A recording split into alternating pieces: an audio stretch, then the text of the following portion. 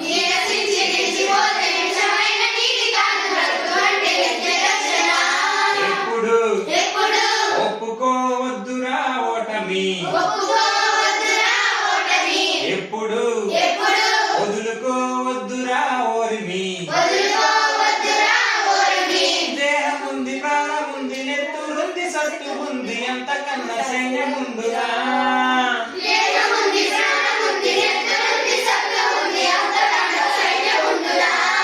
ఆశ నీకు వస్త్రమౌను శ్వాస నీకు శస్త్రమౌను ఆశయము సార